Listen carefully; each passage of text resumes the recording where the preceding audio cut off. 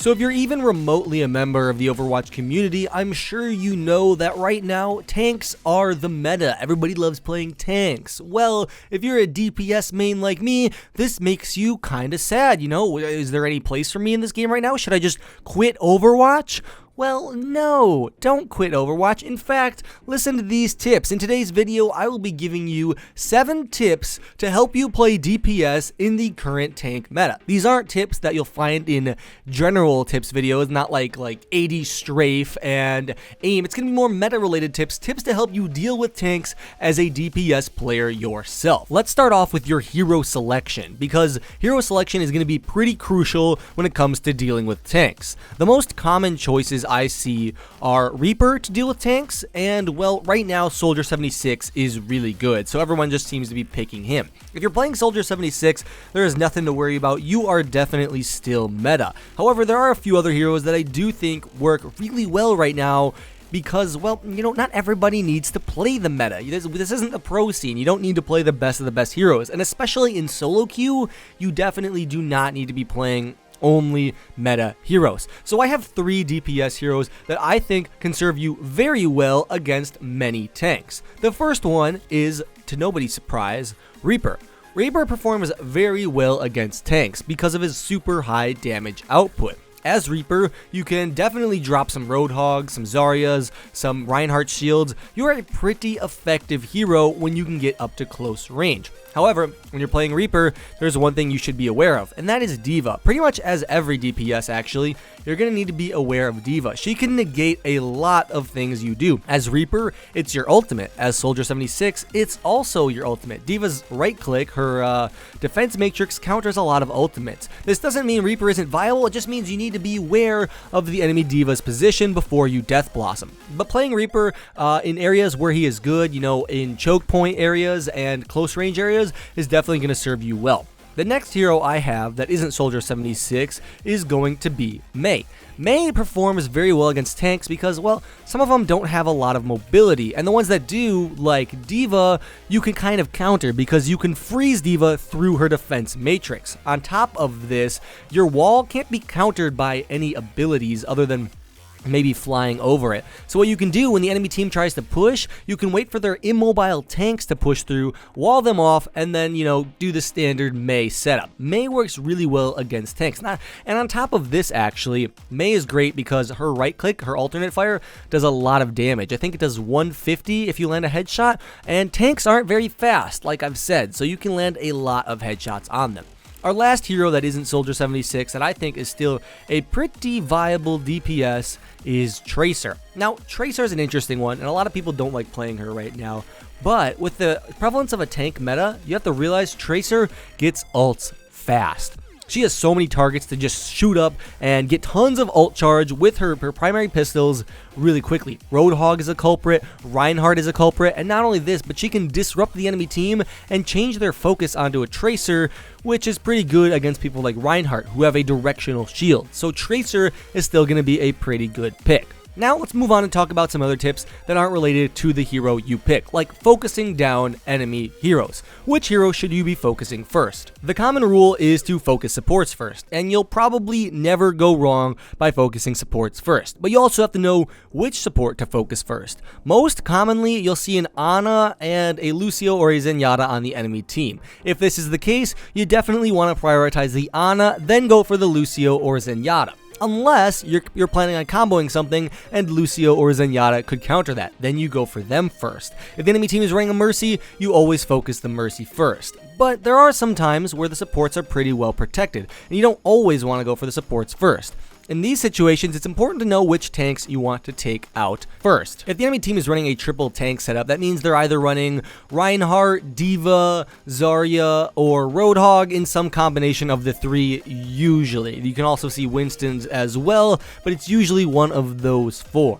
If it is one of those 4, you have to really evaluate your situation. A lot of the time, taking out the Reinhardt first can be your best bet, and not just the Reinhardt shield. Shield wars right now are huge, so if you're playing a hero like Soldier 76 or even Tracer sometimes, especially people like Reaper and even Mei, you need to be focusing that enemy Reinhardt shield, because if that shield goes down, the whole game opens up to you as a DPS hero to really shine. That shield that Reinhardt has is what counters you, and as soon as that's down and D.Va's defense matrix isn't really around, that is where you can go off and show why you are a DPS main. So focus that Reinhardt, focus his shield. If you can take out him or his shield, do that first, because he's the only tank that can provide that much protection to his team, so taking him out is going to be huge, and also taking out supports will be huge as well. Our next tip is going to be abuse enemy cooldowns. As a DPS hero, you obviously deal a lot of damage per second. That is where the nickname comes from. So what you can do is quite commonly bait out enemy abilities that they should probably be saving for more important situations. For example, as a Tracer, you can pretty much always get Zarya to bubble herself when you start shooting her. Zaryas just love doing that, and you can oftentimes get a whole clip into Zarya and then she'll shield like while you're reloading, and you don't even end up charging her up, and you can waste her shield. Same goes for Roadhog. You can waste his hook as a Tracer or a mobile hero, and Soldier 76 can bait out abilities like Roadhog's heal, Zarya's barrier as well, and sometimes even like fire strikes from Reinhardt. If you're pretty far away, he loves dropping his shield for those if you're doing a lot of damage to it. So as a DPS hero, really try to abuse enemy cooldowns and make sure they use them, and then communicate to that to your team, because when someone like Zarya doesn't have her shield, your Roadhog has a free kill essentially, and that can often be enough to win the next team fight. Tip number 4 is utilize range. Now I know 2 of the heroes I suggested to use, Reaper and Tracer, don't have a lot of range, but a lot of DPS heroes do, and plenty of them are viable if you're good enough with them. McCree, Widowmaker, Hanzo, Mei, Pharah, especially Soldier 76, they all have a lot of range. You know what tanks generally lack in this game?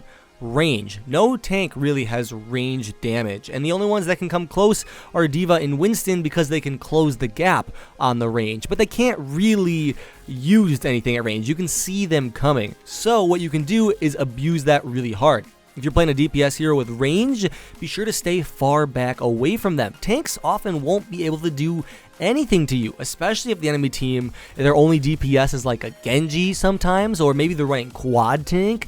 Range is going to be your best friend. Don't get up close to tanks because they will mess you up. Tip number 5 is use ults very safely. Don't use them very liberally. As a DPS hero, almost every one of your ults, all the DPS ults, are countered by tanks.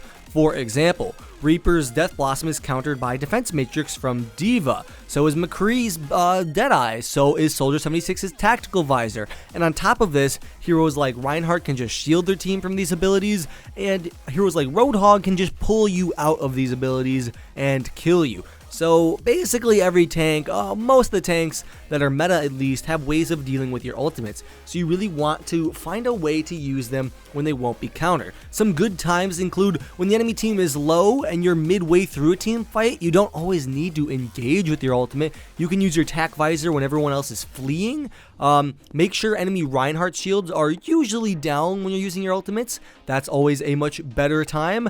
And make sure you're far away from Roadhogs. And if there's an enemy D.Va, the best way to use your ultimate against her is to get her out of mech. Now that's not always possible, so maybe when she's not directly near her team, you can use your ultimate, because then she can't counter you as much. Tip number 6 is a tip to use directly against D.Va, because all D.Va players are the same. You're all the same. You think you're unique, but you're not.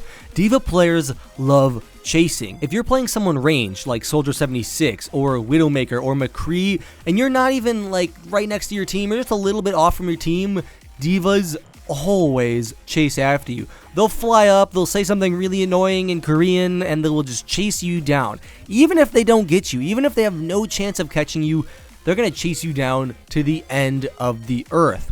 which you may think is a bad thing or a neutral thing because that makes the game a 5v5. We have to remember, right now, D.Va is extremely powerful, arguably, I would argue, the most powerful hero in the game. So, when the enemy team is down a D.Va, if your team still has yours, first of all, you're an advantage, and second of all, if we think back to the last tip we talked about, remember how many ultimates were countered by D.Va?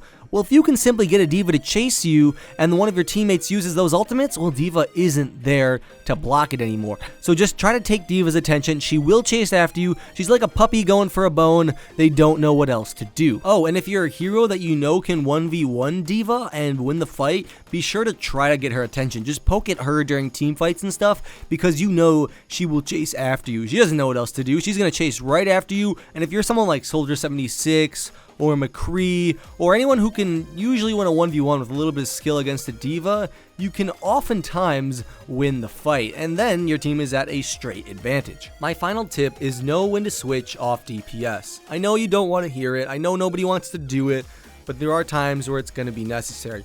For example, maybe your team just isn't doing too hot and you feel like you're not being very effective. Maybe switch to a tank or switch to a support and have someone else switch on to DPS. There is still a time where you need to switch off DPS. This video is just here to help you play DPS in the current meta. I'm not necessarily encouraging it. I know it works, it can work, it's just not the best bet. And some games, the enemy team will know very well how to play the meta and you just won't be able to play DPS. So in these situations, maybe pick up a tank you know, or switch to a support, which is what I pretty much do right now. Hopefully these tips were helpful to you all. If you're a DPS main, be sure to use these, and if you're a tank main, I guess you could technically use these against enemy DPSs, although, it's not the point of the video, man, it's not the point of the video. Anyway, hopefully you all enjoyed. Be sure to leave a like. YouTube begs me to beg you for likes, so I'm gonna do that, and I'll see you guys all later. Lone Hawk, out.